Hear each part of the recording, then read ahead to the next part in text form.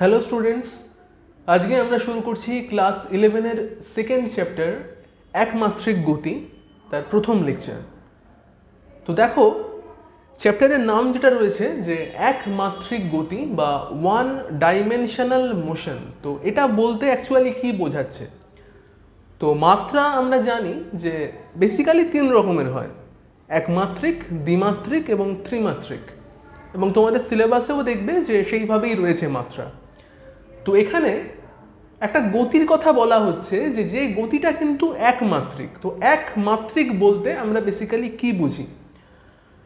তো একমাত্রিক বলতে ওয়ান ডাইমেনশন এটা বলতে আমরা যেটা বুঝবো সেটা হচ্ছে যে ধরে নাও যে কোনো একটা বিন্দু, তার নাম দিলাম আমরা এ, সেই বিন্দু থেকে একটা বস্তু সে অন্য কোনো একটা বিন্দুতে যাবে। তো ধরলাম অন্য আরেকটা বিন্দু, তার নাম দিলাম আমরা বি বিন্দু।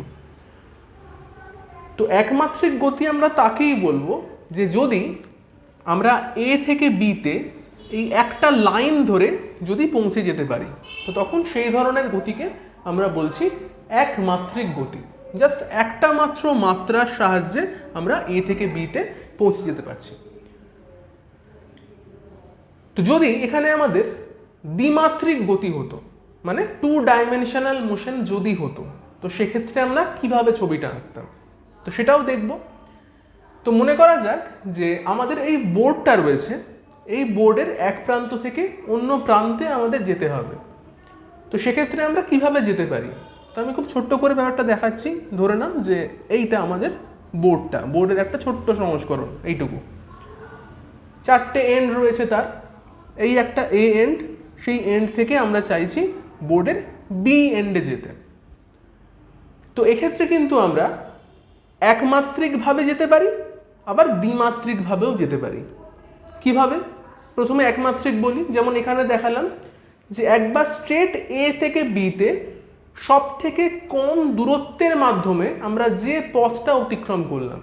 আরেকবার বলছি, এ থেকে বিতে যাওয়ার সময় সব থেকে কম যে দূরত্বটা আমরা অতিক্রম করলাম সেটাই হচ্ছে আমাদের একমাত্রিক গতি।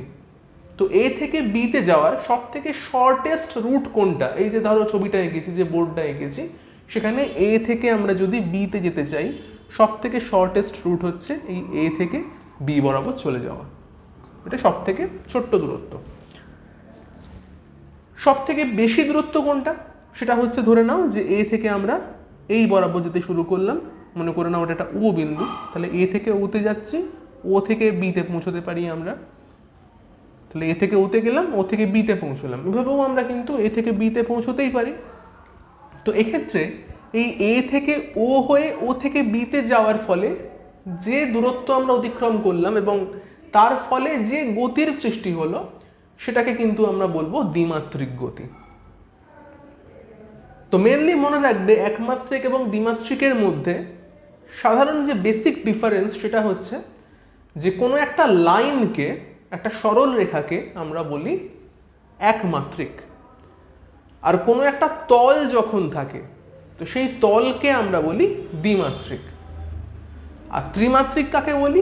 যখন কোনো একটা ঘন বস্তু থাকবে। মনে করা যাক যে আমাদের কাছে একটা কিউব রয়েছে, এরকম ধরো একটা কিউব রয়েছে। তো সেই কিউবের যে কোনো একটি শীর্ষবিন্দু থেকে মনে করা যাক যে আমরা আরেকটা শীর্ষবিন্দুতে পৌঁছতে চাইছি।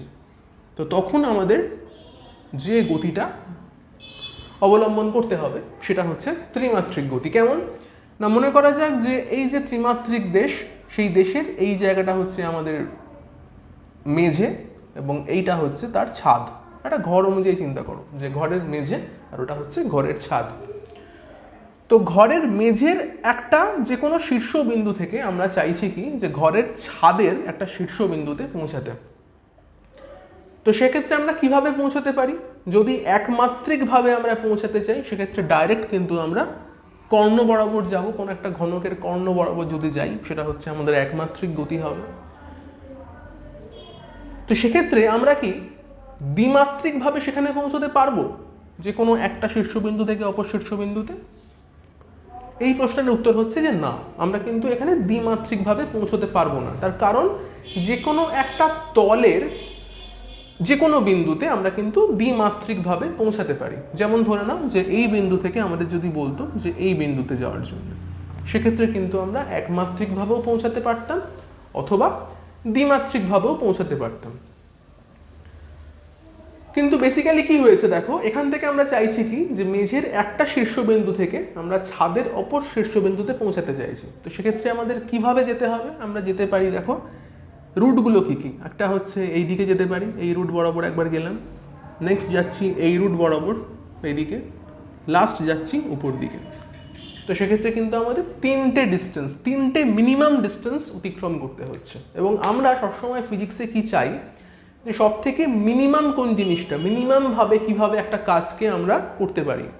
তো ফিজিক্সের চাহিদাটাই তাই যে সব থেকে মিনিমাম খাটবো এবং বেশি সব থেকে ভালো রেজাল্টটা পাবো, সেটাই আমাদের ফিজিক্সের চাহিদা অ্যাকচুয়ালি। তো এখানে কি দাঁড়াচ্ছে দেখো যে মিনিমাম রুট কোনটা। মিনিমাম রুট আমি প্রথমেই বললাম যে একদম যদি আমরা কর্ণ বরাবর যেতাম সেটা মিনিমাম রুট হতো। তো সেটাই হচ্ছে আমাদের কিন্তু ওয়ান ডাইমেনশনাল মোশন হতো সেক্ষেত্রে। কিন্তু আমি বলতে চাইছিলাম যে যদি আমরা 2D বা 3Dতে যাই সেভাবে কিভাবে আমরা পৌঁছতে পারি। তো আমি এখানে দেখালাম যে 3 ডাইমেনশনালে কীভাবে পৌঁছতে পারছি। এখান থেকে আমরা একটা রুট নিলাম, এদিকে এলাম, স্ট্রেট এদিকে গেলাম, নেক্সট উপর দিকে উঠবো, এইভাবেই পৌঁছাতে পারি। বা মনে করা যাক যে ঘরের মধ্যে হাওয়ায় মানে স্পেসে কোনো একটা পয়েন্ট রয়েছে, সেই পয়েন্টে আমরা কিভাবে পৌঁছাতে পারি সেটাও কিন্তু আমরা দেখব যে এইরকমভাবে এই রুটগুলোর মাধ্যমে আমরা পৌঁছতে পারি। তো এগুলো বেসিক কথাবার্তা গেল। তো এই যে আমরা বলছি যে কোনো একটা বিন্দু থেকে কোনো একটা বিন্দুতে পৌঁছানো, তো সেই পৌঁছানোটা আমাদের কখন জরুরি? এই পৌঁছানোটা আমাদের জরুরি যখন ধরো সাধারণ জীবনে আমরা যখন আমাদের বাড়ির থেকে বেরিয়ে কোনো একটা গন্তব্যস্থলে যাই। মনে করো যে তুমি তোমার বাড়ির থেকে বেরিয়ে স্কুলে যাচ্ছ বা কোনো আত্মীয়ের বাড়িতে যাচ্ছ। তো সেক্ষেত্রে তোমরা কি করো? তোমরা নিশ্চয়ই চেনো যে কোথায় আমাদের স্কুল, কোন রাস্তা দিয়ে গেলে সব থেকে শর্টের স্কুলে পৌঁছানো যায়, সেটা তোমরা জানো। আবার অনেকে এটাও জানো যে কোন রাস্তা দিয়ে গেলে সব থেকে বেশি টাইম নিয়ে স্কুলে পৌঁছানো যায় বা স্কুল থেকে বাড়ি ফেরা যায়। যে অনেক দূরত্ব ঘুরে টুরে আমার বাড়ি ফিরতে ভালো লাগছে না, আমি এদিক ওদিক সেদিক ঘুরে বাড়ি ফিরবো, এরকম অনেকে থাকে যে স্কুল থেকে ফিরে মনে হয় যে না এক্ষুনি বাড়ি ফিরবো না, অনেক ডিস্টেন্স কভার করে আমি বাড়ি ফিরবো, এরকমও তোমরা অনেকে আছো। তো সেই জন্য তোমাদের জানতে কি হয় যে তোমাদের বাড়ির চারিপাশে রাস্তাটা কি আছে, না হলে কিন্তু আমরা শর্টেস্ট ডিস্টেন্স বা লং ডিস্টেন্স সেটা কোনোটাই জানতে পারবো না যদি না বাড়ির চারিপাশের রাস্তাঘাটগুলোকে আমরা খুব ভালো করে চিনতে পারি। তো ধরো কোনো একটা অজানা জায়গায় তুমি যাবে, সেক্ষেত্রে কি ইউজ করি আমরা? আমরা ম্যাপ ইউজ করি। আমাদের কাছে এখন ফোনে গুগল ম্যাপ রয়েছে, সেই গুগল ম্যাপের মাধ্যমে আমরা বুঝতে পারি যে কোথায় কোন রাস্তা দিয়ে গেলে আমরা আমাদের গন্তব্যস্থলে পৌঁছতে পারবো। এগুলো তোমরা কিন্তু খুব ভালো করেই জানো। তো ফিজিক্সে আমরা এই যে কোথা থেকে কোথায় যাব সেই ম্যাপটা কি করে ফিক্স করি, কিভাবে ঠিক করি যে কোথা থেকে কোথায় গেলে সব থেকে ইজিয়েস্ট উপায়ে পৌঁছানো যায়। এবং আমাদের যে এই ফিজিক্সের যে সমস্ত মানে কারুকার্যগুলো আমরা করি, যে আমাদের এই ফিজিক্সের মধ্যে দেখো ওয়ান ডাইমেনশনাল মোশনে কী কী রয়েছে, আমাদের রয়েছে এখানে দূরত্ব, বেগ, ত্বরণ, সরণ, এই জিনিসগুলো তো সব রয়েছে। তো সেই জিনিসগুলোকে কিভাবে খুব ভালো করে অ্যাপ্লাই করব সেগুলোর জন্য কিন্তু আমাদের এই ম্যাপ জিনিসটার ভীষণ মানে জরুরি প্রয়োজন আর কি। তো এখানে আমরা সেই জিনিসটাকে ম্যাপ বলবো না, সেটাকে আমরা বলবো গ্রাফ। তো গ্রাফের মধ্য দিয়ে আমরা ঠিক করব বা বেছে নেব যে এক বিন্দু থেকে অন্য বিন্দুতে আমরা কিভাবে কত সহজে পৌঁছাতে পারি। তো সেই জন্যে আমাদের এখানে শিখতে হবে graphical representation of 1, 2 and 3 dimensional motion.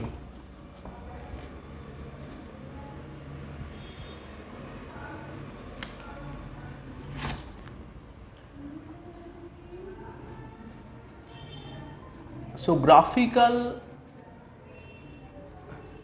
representation. তো দেখো গ্রাফ মেনলি আমাদের দু রকম হয় ফিজিক্সে। একটাকে আমরা নাম দিই কার্টেশিয়ান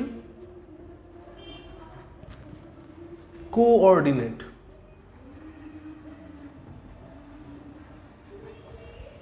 আর একটাকে আমরা নাম দিই পোলার কোঅর্ডিনেট।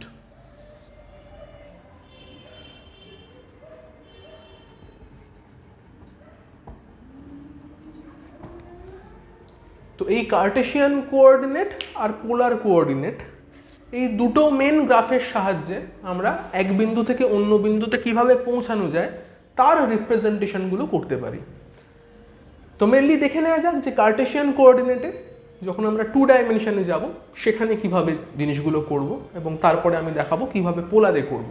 যদিও চ্যাপ্টারটার নাম 1 ডাইমেনশনাল মোশন, তাও এই চ্যাপ্টারেই আমরা শিখব যে 2D অ্যান্ড 3D সেখানে আমরা কিভাবে কাজ করতে পারি। তো জাস্ট একদম শুরুতে দেখাচ্ছি যে 2 ডাইমেনশনাল কার্টেশিয়ান কোঅর্ডিনেট। তো সেখানে কি দেখাবো, দেখো এখানে আমরা গ্রাফে দেখাচ্ছি এক্স অ্যান্ড ওয়াই।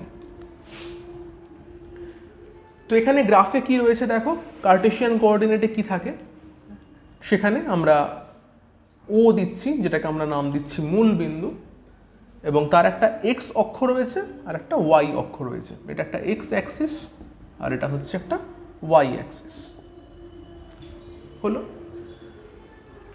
তো এবারে আমরা কি চাইছি, কোনো একটা বিন্দু পি, সেই বিন্দুতে আমরা ও বিন্দু থেকে পৌঁছাতে চাইছি। তো আমরা যদি এই 1 ডাইমেনশনাল মোশন একমাত্রিক গতির মাধ্যমে ও থেকে পিতে পৌঁছাতে চাই, তাহলে কিভাবে পৌঁছবো? তো তোমরা এতক্ষণে সবাই জেনে গেছো যে সব থেকে শর্টেস্ট ডিস্টেন্স যেটা হবে ও থেকে পি এর, সেটাই হচ্ছে 1 ডাইমেনশনাল মোশন। তো শর্টেস্ট ডিস্টেন্স কি আছে আমার, ও থেকে পি যদি আমি ডাইরেক্ট একটা লাইন টেনে দিই, তো সেটাই আমার সব থেকে শর্টেস্ট ডিস্টেন্স হবে ও থেকে পি এর। আমি একদম স্ট্রেট ও থেকে পিতে এইভাবে বেরিয়ে চলে যেতে পারি। তো আমি যেতে চাইছি কি 2 ডাইমেনশনাল ওয়েতে, দ্বিমাত্রিকভাবে। তো দ্বিমাত্রিকভাবে আমরা কিভাবে যেতে পারি, আমরা প্রথমে ও থেকে এক্স অক্ষ বরাবর এগোবো, তারপরে ওয়াই অক্ষ বরাবর এগিয়ে আমরা পি বিন্দুতে পৌঁছব। তো এইটা হচ্ছে আমাদের 2 ডাইমেনশনাল রিপ্রেজেন্টেশন অফ কোঅর্ডিনেটস। তো সেখানে আমি কি করছি দেখো, এই যে পি বিন্দুতে পৌঁছালাম, সেখানে আমরা এক্স কিছুটা গেলাম, বাকিটা ওয়াই দূরত্ব গেলাম। তো এক্ষেত্রে আমরা ধরো এখানে গেছি 2 মিটার আর এখানে গেছি 3 মিটার। তো সেক্ষেত্রে আমরা কিভাবে লিখবো পি বিন্দুটাকে, তাহলে পি বিন্দুর অবস্থানকে আমরা যখন চিহ্নিত করব, আমরা লিখব পি এর পাশে লিখব ব্র্যাকেটে এক্স কমা ওয়াই। যদি সত্যি সত্যি এক্স এর মান 2 হয়ে থাকে, এক্সটা যদি 2 মিটার হয়ে থাকে এবং ওয়াই যদি 3 মিটার হয়ে থাকে, তাহলে পি বিন্দুকে আমাদের লেখা উচিত পি 2,3। এটা হচ্ছে পি বিন্দুর অবস্থান নির্ণয়। তো এইভাবে আমরা কি করছি, আমরা যেরকম দ্বিমাত্রিক গতি দেখাচ্ছি যে আমরা কিভাবে মুভমেন্ট করলে ও থেকে পিতে পৌঁছলে আমাদের একটা দ্বিমাত্রিক গতি তৈরি হবে, তেমনি একই রকমভাবে পি বিন্দুর অবস্থানটাও আমরা চিহ্নিত করতে পারলাম যে হ্যাঁ, পি বিন্দুর অবস্থান হচ্ছে পি 2,3, মানে এক্স অক্ষের দিকে আমরা 2 মিটার এগোবো। 2 মিটার বা 2 একক, সেটা সেন্টিমিটার হতে পারে, কিলোমিটার হতে পারে, একক আর কি, ইউনিট রয়েছে একটা। তো সেই যেটা বলছিলাম যে এক্স অক্ষের দিকে তাহলে আমি 2 মিটার যাচ্ছি আর ওয়াই অক্ষের দিকে আমরা 3 মিটার যাচ্ছি, তাহলে আমি কিন্তু পি বিন্দুকে পেয়ে যাব। তো এইভাবে কিন্তু কোনো একটা বিন্দু বা কোনো একটা লোকেশনকে আমরা এইভাবে চিহ্নিত করতে পারি 2 ডাইমেনশনাল মুভমেন্টের ক্ষেত্রে। তো আশা করি ব্যাপারটা বোঝানো গেছে যে কিভাবে আমরা 2D রিপ্রেজেন্টেশন করছি।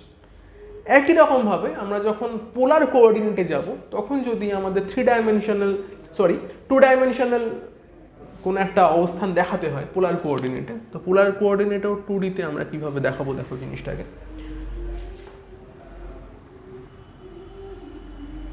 এখানেও আমরা জিনিসটাকে প্রথমে এক্স ওয়াই দিয়ে চিহ্নিত করছি এবং তারপরে দেখাবো যে পোলার কোঅর্ডিনেটের কি নিয়ম।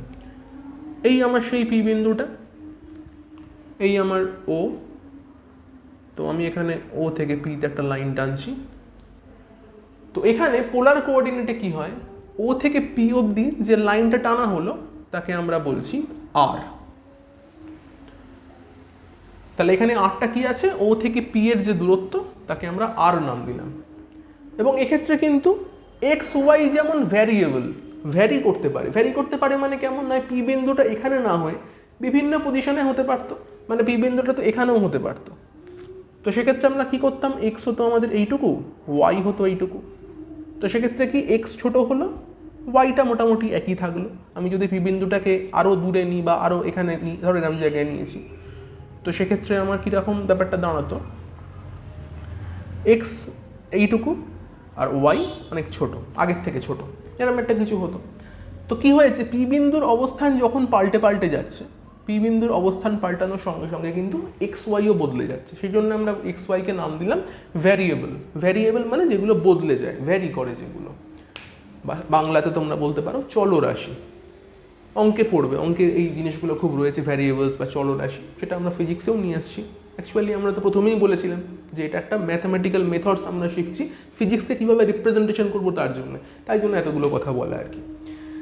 তো এখানে তাহলে কি না, পি বিন্দুর অবস্থান যখনই বদলে বদলে যাচ্ছে তখনই কিন্তু কি হচ্ছে না, আমার এক্স অ্যান্ড ওয়াই এর মানও বদলে বদলে যাচ্ছে। সেই হিসাবে এক্স ওয়াইকে আমরা নাম দিলাম ভ্যারিয়েবল। তো এখানে কি হয়েছে, এখানে ও থেকে পি এর যে দূরত্ব তাকে আমরা নাম দিচ্ছি স্মল আর বা ক্যাপিটাল আর যাই বলো না কেন, এটা আর নাম দিচ্ছি। এবার যদি পি বিন্দু অন্য জায়গায় থাকে তাহলে ও থেকে পি যেখানে থাকবে তার যে দূরত্বটা তাকেই আমরা আর বলবো। সেই জন্য আর এর মান ছোট বড় যা খুশি হতে পারে, তাই জন্য আরও কিন্তু একটা ভ্যারিয়েবল যেটা বদলাতে পারে, পরিবর্তন হতে পারে, এরকম একটা কিছু। আর কি করব, এক্স অক্ষের সঙ্গে আর কত কোণ করে আছে সেই কোণের নাম দিলাম থিটা। হলো? তাহলে সেক্ষেত্রে এখানে পি এর অবস্থান আমরা কিভাবে মেনশন করব, এখানে যেরকম করেছিলাম এক্স কমা ওয়াই দিয়ে, এখানে কিন্তু আর এক্স কমা ওয়াই দিয়ে করবো না। পোলার কোঅর্ডিনেটের নিয়ম হচ্ছে পি এর অবস্থান আমরা বলবো আর কমা থিটা, এইভাবে। তাহলে এখানে কি ছিল, এক্স কমা ওয়াই ছিল পি এর অবস্থান, পোলার কোঅর্ডিনেটে হয়ে যাচ্ছে কি আর কমা থিটা। এইভাবে কিন্তু আমরা পোলার কোঅর্ডিনেটকে চিহ্নিত করতে পারছি। তো আমি আরও দু একটা ছবি এঁকে দেখাচ্ছি। মনে করা নেওয়া যাক যে এই ছিল আমার সেই আগের কার্টেশিয়ানের এক্স ওয়াই, আমার পি এর যে আগের অবস্থান সেটা বদলে গেছে, এখন সেটা বদলে হয়তো এখন পি এর অবস্থান হয়ে গেছে এইখানে। তো সেক্ষেত্রে আমার আর কত হবে, সেক্ষেত্রে এইটা কিন্তু হচ্ছে আমার আর, আর এইটা হচ্ছে আমার সেই থিটা। তাহলে এক্ষেত্রে কি হয়েছে, আমার আর এর মান ছোট হয়ে গেছে আগের থেকে, থিটার মানও ছোট হয়ে গেছে আগের থেকে। পি এর অবস্থান বদলানোর সঙ্গে সঙ্গে কিন্তু আর এবং থিটা এইভাবে চেঞ্জ হতে থাকবে, এটা কিন্তু আমাদের বুঝতে হবে। আর একটা দেখাচ্ছি একই রকমভাবে, এই জায়গাটা মুছলাম। মনে করে নেওয়া যাক, হতেই পারে যে এই আমার এক্স ওয়াই এবং পি এর অবস্থান এরকম কোনো জায়গাতে, এটা হচ্ছে আমার পি এর অবস্থান। সেক্ষেত্রে কীভাবে ছবি আঁকবো, এই হচ্ছে আমার আর, এই হচ্ছে আমার থিটা। তো পি যেখানেই থাক না কেন, মূল বিন্দু যেটাকে আমরা ও নাম দিয়েছি, যেখান থেকে আমরা যাত্রা শুরু করব, সেই বিন্দুটাকে আমরা ও বলছি। ও থেকে পি এর যে দূরত্ব তাকে বলবো আর, আর এক্স এর সঙ্গে সেই ওপি সে যত কোণ করবে এক্স এর সঙ্গে তাকে নাম দেবো আমরা থিটা। বোঝা গেল? এইভাবে আমরা কিন্তু আর থিটা এইভাবে পি এর অবস্থান নির্দেশ করব। আর থিটা যাই হোক না কেন, থিটার মান 90-র বেশি হোক, 90-র কম হোক, যাই হোক না কেন, আমরা কিন্তু সেইভাবে পি এর পাশে ব্র্যাকেটে আর থিটা দিয়ে আমরা কিন্তু পি এর অবস্থানকে নির্দেশ করব। হলো? এইবার চলে আসি আর একটা জিনিস, সেটা হচ্ছে যে এই যে কার্টেশিয়ান এবং পোলার দুটো কোঅর্ডিনেট আমরা এখানে বললাম বা দেখালাম, তো সেখানে দুটো কোঅর্ডিনেট একে অপরের সঙ্গে কীভাবে যুক্ত রয়েছে, মানে একটা কোঅর্ডিনেট থেকে আমি আরেকটা কোঅর্ডিনেটে কীভাবে ট্রান্সফার হতে পারি। মানে আমাকে ধরো দেওয়া রয়েছে এক্স ওয়াই দিয়ে দেওয়া রয়েছে, সেখান থেকে আমায় বলতে বললো যে কোনো একটা বিন্দুর অবস্থান এক্স ওয়াইয়ে দেওয়া রয়েছে, তুমি সেটাকে আর থিটাতে কনভার্ট করো। মানে কার্টেশিয়ানে দেওয়া রয়েছে, সেখান থেকে আমরা পোলার কোঅর্ডিনেটে কীভাবে চেঞ্জ করতে পারি কোনো একটা বস্তুর অবস্থানকে। তো সেটা কিভাবে পারবো সেটাই দেখাবো।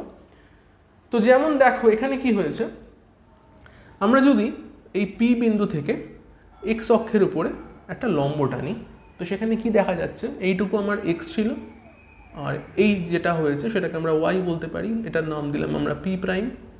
তাহলে ও পি প্রাইম যেটা, সেটা হচ্ছে আমাদের এক্স, আর পি প্রাইম পি যেটা, সেটা হচ্ছে আমাদের ওয়াই। তো এক্ষেত্রে আমরা বলতেই পারি এখানে একটা সমকোণী ত্রিভুজ তৈরি হয়েছে, কারণ পি পি প্রাইম ও পি প্রাইমের উপরে লম্ব। তো সেক্ষেত্রে লম্ব বাই ভূমি মানে ওয়াই বাই এক্স, লম্ব বাই ভূমি, সেটা ইকুয়াল আমরা বলতেই পারি ট্যান থিটা, এরকম বলা যায়, নিশ্চয়ই বলা যায়। আবার এখান থেকে আমরা এটাও বলতে পারি যে যদি আমরা আর এর রেসপেক্টে লিখি তো সেক্ষেত্রে আমরা কি বলতে পারি যে এক্স ইকুয়াল আর কস থিটা, এরকমও বলতে পারি। ভালো করে দেখো, ওয়াই হচ্ছে লম্ব, এক্স হচ্ছে ভূমি, আর হচ্ছে অতিভুজ। তাহলে এক্স বাই আর মানে লম্ব বাই অতিভুজ, সেটা মানে আমরা কস থিটা লিখতে পারি। আচ্ছা সরি, এক্স হচ্ছে ভূমি, আর হচ্ছে অতিভুজ, তাহলে ভূমি বাই অতিভুজ সেটাকে আমরা কস থিটা লিখতে পারি। একই রকম ভাবে আমরা জানি লম্ব বাই অতিভুজ সেটা হচ্ছে সাইন থিটা। তাহলে লম্ব কত?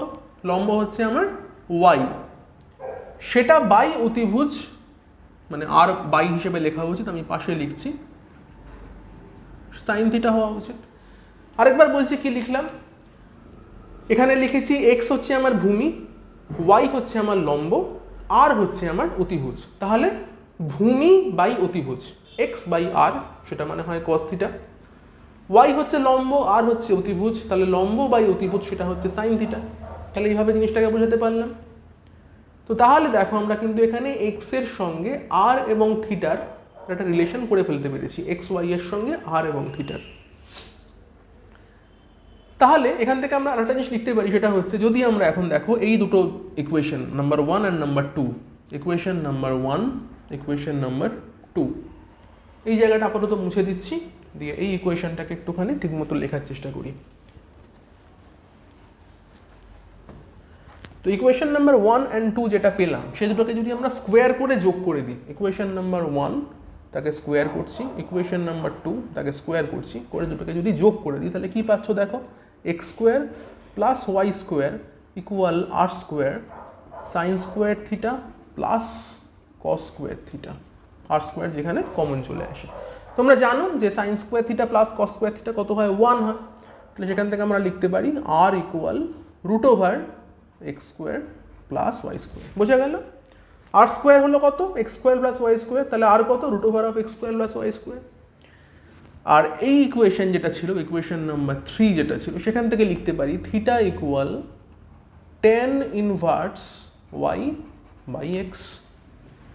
তাহলে যদি আমাদের কোনো একটা কার্টেশিয়ান ফর্মে, কার্টেশিয়ান কোঅর্ডিনেট ফর্মে যদি এক্স অ্যান্ড ওয়াই বলে দেওয়া থাকে, সেখান থেকে কিন্তু খুব ইজিলি আমরা আর এবং থিটা বার করে ফেলতে পারবো। কিভাবে পারবো? ছোট্ট অঙ্ক করে দেখে নিই। এই পাশের জায়গাটা মুছলাম, তাহলে আশা করি তোমরা লিখে নিয়েছো।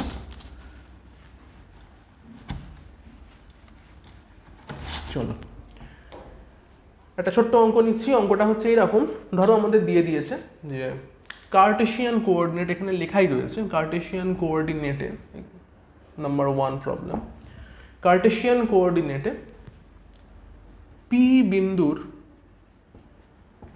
অবস্থান পি 1,2, পি বিন্দুর পোলার অবস্থান নির্ণয় করো, এরকম দিয়েছে। খুব সিম্পল জিনিস, কার্টেশিয়ান কোঅর্ডিনেটে পি বিন্দুর অবস্থান দেওয়া রয়েছে পি 1,2, মানে এক্স অক্ষের দিকে 1 যেতে হবে, ওয়াই অক্ষের দিকে 2 যেতে হবে, তাহলেই আমরা পি বিন্দুকে পেয়ে যাব। খুব সহজ। চাইছে কি পি বিন্দুর পোলার অবস্থান নির্ণয় করতে, মানে আর এবং থিটা কত। পোলার অবস্থান মানে আমরা এখানে যেন পি এর পাশে ব্র্যাকেটে এক্স কমা ওয়াই লিখি, কার্টেশিয়ানে পোলারে লিখতে হবে আর কমা থিটা। তাহলে আমাদের কি দেয়া রয়েছে, দেয়া রয়েছে পি এক্স কমা ওয়াই, সেটা দেয়া রয়েছে, মানে পি 1,2। তাহলে এক্স ওয়াই কত, 1 2, আর কত, root over x square plus Y square, তাহলে কত হলো, রুট ওভার 5। থিটা কত, tan inverse Y by X, মানে টেন ইনভার্স ওয়াই কত ছিল, ওয়াই ছিল 2, এক্স কত ছিল 1, 2/1, ব্যাপারটা 2 লেখা যায়, 2/1 লেখাও তাই। তাহলে আমরা কি লিখব, পি বিন্দুর পোলার অবস্থান কি হবে, পি বিন্দুর পোলার অবস্থান কত হচ্ছে, পি ব্র্যাকেটে লিখব রুট 5, মানে আর এটা, কমা থিটার মান কত, টেন ইনভার্স 2, হয়ে গেল পি বিন্দুর পোলার অবস্থান বার করা। তো মোটামুটি এইরকম ছোটোখাটো অঙ্ক কিন্তু আসতে পারে, যেখানে আমাদের কার্টেশিয়ান কোঅর্ডিনেট থেকে পোলার কোঅর্ডিনেটে চেঞ্জ করতে বলতে পারে। একই রকমভাবে আসতে পারে কি, পোলার কোঅর্ডিনেট দিয়ে দেওয়া হলো, সেখান থেকে আমাদের বলতে পারে কার্টেশিয়ান কোঅর্ডিনেটে যাও। তো সেটাও আর একটা অঙ্ক দেখিয়ে দিচ্ছি, সেই একই রকমভাবে করবো কিভাবে।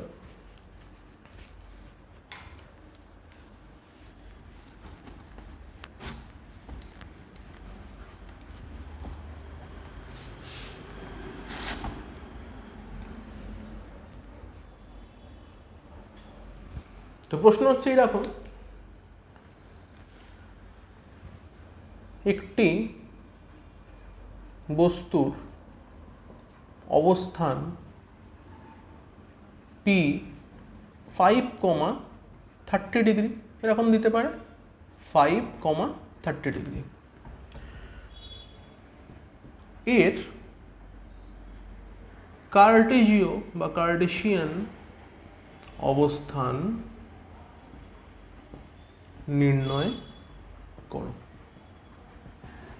খুব সহজ, কিভাবে করব দেখো, আর দেওয়া রয়েছে, থিটা দেওয়া রয়েছে, তাহলে আর কত, আর রয়েছে 5, তাহলে লিখতে পারবো কি 5 ইকুয়াল √x² প্লাস y²।